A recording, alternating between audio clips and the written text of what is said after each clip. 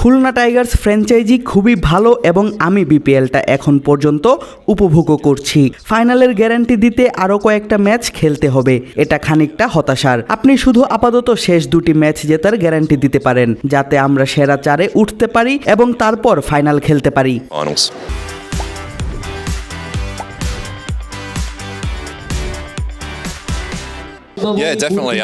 দেখুন, আমাদের অবস্থা এখন খুবই ভালো। আমাদের দলের দিকে যদি তাকান তাহলে দেখবেন আমরা খুবই ব্যালেন্সড। আমাদের ব্যাটিং বোলিং দুটোই ভালো।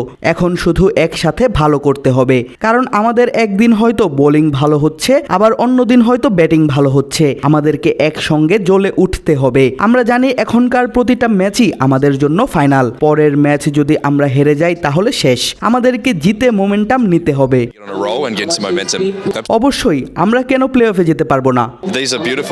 জুতোগুলো খুবই ভালো, স্লাইড স্পন্সরদের, তবে তাদের কোয়ালিটি ভালো। গত বছর আমি 9 জোড়া জুতা কিনেছিলাম, এবছর আরও 1 জোড়া কিনলাম। তাদেরকে স্পন্সর হিসেবে দেখে আমার ভালো লেগেছে। এটা তো আসলে স্পন্সরশিপের ব্যাপার। আমরা তাদের জুতা কিনেছি যাতে তাদের টাকা হয় এবং আমাদের উপর আরো বেশি স্পন্সর করতে পারে। আমাদের যারা স্পন্সর তাদেরকে সাপোর্ট করাটা খুবই জরুরি।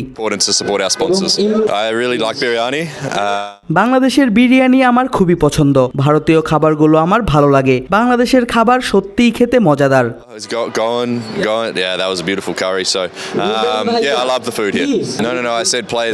আমি বলেছি তাদের মতো ক্রিকেটাররা বিপিএলে খেলতে আসতে পারে। দেখুন, গত বছর ফাইনালের সময়টাই অনেক দলই পরিবর্তন করেছে এবং অনেক বড় বড় ক্রিকেটার খেলতে এসেছে।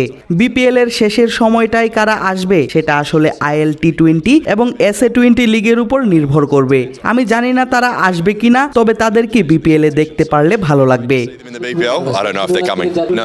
না, আমার সঙ্গে কেউ যোগাযোগ করেনি, তবে সবার জন্যই বিপিএল এ খেলার সুযোগ আছে। আপনি যদি SA20 কিংবা আইএল টি20 লিগের ফাইনালে যেতে না পারেন তাহলে এখানে আসতে পারেন, কারণ সবশেষ কয়েকটা বিপিএল এর ফাইনালে বড় বড় ক্রিকেটারদের খেলতে দেখেছি।